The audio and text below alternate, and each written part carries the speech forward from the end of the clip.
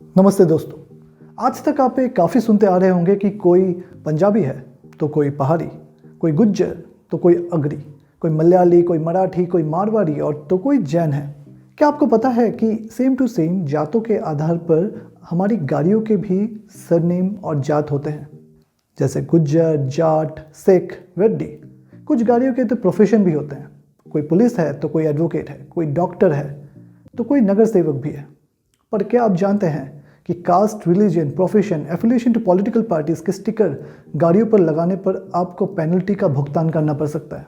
वो चैलन काट तो इसको ये नहीं हटेगा। नाम है तो नाम को थोड़ी ऐसा थोड़ी दे देंगे किसी अच्छा, को। तो चल कटवाते रहेंगे। कोई दिक्कत नहीं है। बार बार जुर्माना दे दोगे? बार बार देंगे। और ये कास्टिज्म और कम्युनलिज्म को सोसाइटी में एक तरीके से बढ़ावा भी देता है। आगे बढ़ने से पहले आपको बता दें कि इस वीडियो में जाने माने एग्जाम्पल्स लिए गए हैं जो हम रेगुलरली सुनते हैं और आप उनसे इजीली एसोसिएट कर पाए।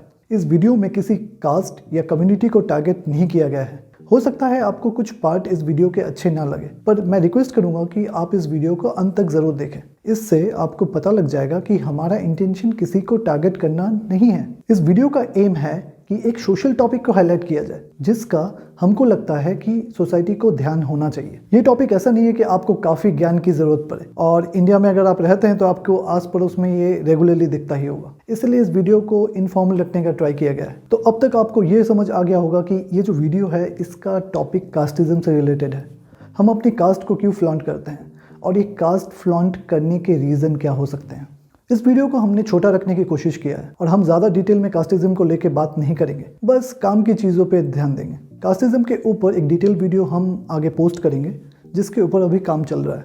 चलिए देखते हैं 3 मेन रीजंस जिसके कारण लोग अपने कास्ट को फ्लॉन्ट करते हैं। पहला रीज़न ये है कि हमें बचपन से ये बताया जाता है कि हम एक किसी कास्ट को बिलोंग करते हैं और हमारा कास्ट दूसरों से बेहतर है या अच्छा है। अब सोचने की बात है कि ऐसा क्यों होता है। एक रीज़न ये है कि इंसान हमेशा खुद को श्रेष्ठ साबित करने की कोशिश करता है। एक अपर कास्ट वाला इंसान खुद को अपर कास्ट बता के सुपीरियरिटी दिखाता है, वही दूसरे कास्ट वाला खुद को बराबर या बेहतर दिखाने की होड़ में लग जाता है। ये सब अपनी कास्ट को एज ए आइडेंटिटी यूज करते हैं बताने के लिए कि हम भी किसी से कम नहीं। दूसरा रीज़न ये है कि हम अपनी कास्ट का टैग लगा के खुद का स्वैग या कूलनेस दिखाने की कोशिश किया जाता है। आपने कई बार सुना भी होगा, सरदारी सारी पहचान, गर्व वाहे में मराठिया है, हमें बेंगली बाबू मशाई, वी आर रेडिस। इतना ही नहीं, खुद को अलग और बेहतर बताने के लिए कुछ लोग तो ये भी मानना है कि गाड़ी तो सबके पास है, हमारे पास तो मल्होत्रा वाला टाइटल भी है। अब होता यह है कि आप अपनी गाड़ियों को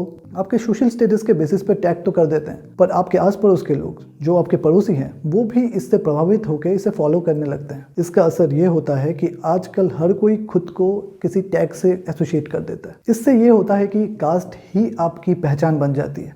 तीसरा रीज़न ये है कि ये टैग एक तरीके के स्टीरियोटाइप को दर्शाता है जिनका फ़ायदा हम जाने अनजाने में उठाना चाहते हैं।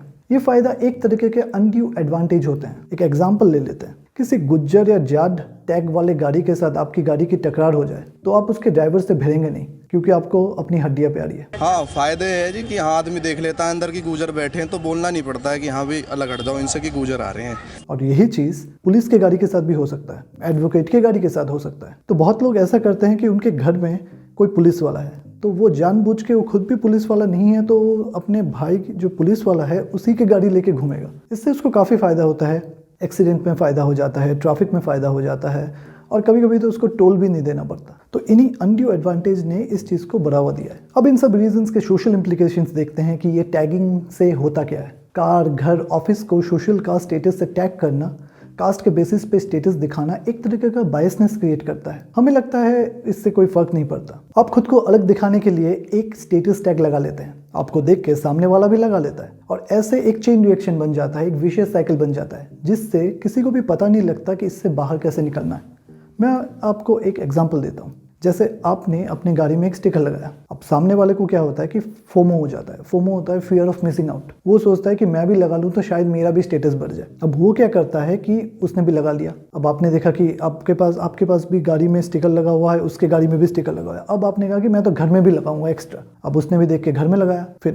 फिर तीसरे आदमी ने कहा कि इन्होंने तो गाड़ी और घर में लगाया तो हम ऑफिस में भी लगाएंगे। अब गाड़ी, घर, ऑफिस को देख के कोई कहा कि मैं तो अब टैटू भी बनवाऊंगा अपना, और किसी ने कहा कि इसने अपना टैटू बनवाया, मैं तो पूरे फैमिली का टैटू बनवाऊंगा, पूरे दुनिया को अपना कास्ट दिखाना है। तो ये चीज़ कब रुकेगा इसका कोई अंदाज़ा नहीं, और ओवर द टाइम ये किसी विवाद का रूप भी धारण कर लेता है जिसको हम पहले से प्रेडिक्ट नहीं कर सकते। हम अपनी कास्ट पर गर्व करते हैं, पर यह गर्व कब अहंकार में बदल जाता है और विकराल रूप पकड़ लेता है, इसका अंदाज़ा लगाना बहुत मुश्किल है। तो अब तक देखे गए प्रॉब्लम्स और उनके रीजंस का कुछ सोल्यूशन ज़रूरी है। हम प्रॉब्लम तो डिस्कस कर लेते हैं, बट सोल्यूशन पर बात करना उससे भी ज़्यादा ज़रूरी है। पहले हम मोटर व्हीकल एक्ट की बात कर लेते हैं। मोटर व्हीकल एक्ट में इसके ऊपर फाइन लिखा हुआ है। अगर आप नंबर प्लेट में कोई मॉडिफिकेशन करते हैं, कोई स्टिकर लगवा देते हैं, कुछ करते हैं, तो आपको 5,000 रुपये का फ़ाइन है।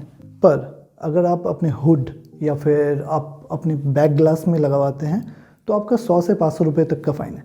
तो आप ये सोचिए कि किसी को अगर गाड़ी है और किसी को अपना ये फ्लॉन्ट भी करना है, अपना कास्ट फ्लॉन्ट करना है, उसके लिए 200 रुपये इतना मैटर नहीं करेगा। तो दोस्तों मुझे लगता है कि इस पैसे को बढ़ाने की ज़रूरत है, इस फाइन को और भी काफ़ी स्ट्रिक्ट करने का ज़रूरत है। तो इससे क्या होगा कि एटलीस्ट फ्यूचर में जो लोग आ रहे हैं उनको एटलीस्ट डिटेरेंट बनेगा, वो लोग शायद स्टिकर लगाने से पहले सोच लें। मोटर व्हीकल एक्ट में और एक प्रॉब्लम है कि फाइन्स तो अच्छे से दिए हुए हैं कि फ़ाइन लगेगा, पर प्रॉब्लम है कि बड़ा ही सब्जेक्टिव सा हो जाता है कि किस क्राइटेरिया में जाके लगेगा। जैसे सोचिए कि मेरे 2 दोस्त हैं, दोनों एथिस्ट हैं, एक जन का नाम है राम, एक जन का नाम है मोहम्मद। तो दोनों ने क्या किया कि दोनों ने अपने नाम अपने गाड़ी में लगवाए, उन्होंने रिलीजन के लिए नहीं लगवाया, पर क्या उनको फ़ाइन लगना ज़रूरी है? वैसे ही आप स्टिकर्स की बात करें तो स्टिकर्स के साइज़ को लेकर भी कन्फ्यूजन है। किसी ने बहुत ही छोटा सा स्टिकर लगाया और किसी ने बहुत ही बड़ा स्टिकर लगाया। क्या दोनों को सेम फाइन होना चाहिए या फिर कितना फ़ाइन होगा? तो ये पूरा का पूरा अथॉरिटी के सब्जेक्टिव व्यू पॉइंट पे आ जाता है, और जब आप अथॉरिटी को सब्जेक्टिव पावर दे देते हैं, लीगल पावर, तो उसका दुरुपयोग होगा ही। तो मुझे लगता है कि इस चीज़ को और क्लियर करने का ज़रूरत है, इस चीज़ को और रिफाइन करने का ज़रूरत है, ताकि लोगों को भी पता लगे कि उनके राइट्स क्या है। तीसरा और सबसे इंपॉर्टेंट चीज़ है लोगों के विचारधारा में चेंज लाना, क्योंकि जब तक घर में ये बताया जाएगा कि आपका ये कास्ट है और आप इसलिए बेहतर हैं लोगों से, या फिर आपका ये कास्ट है, आपको दूसरे से बेहतर बनना है कास्ट के बेसिस पे, तब तक ये प्रॉब्लम एग्जिस्ट करेगा ही। पेरेंट्स को अपने बच्चों को ये समझाना चाहिए कि अगर आपको दूसरों के सामने अपनी श्रेष्ठता या फिर सुपीरियरिटी दिखाना है तो आपको एजुकेशन में दिखाना चाहिए, स्पोर्ट्स में दिखाना चाहिए, देश के भले के लिए दिखाना चाहिए। सो क्या आपको लगता है कास्ट कम्युनिटी के बेसिस पे खुद को टैग करके चीज़ों को फ्लॉन्ट करना सही है या गलत, या इसमें बदलाव की ज़रूरत है? सोचने वाली बात है कि आप अच्छे हैं पर सामने वाला आपसे कम नहीं है। सोच बदलिए तभी तो देश बदलेगा।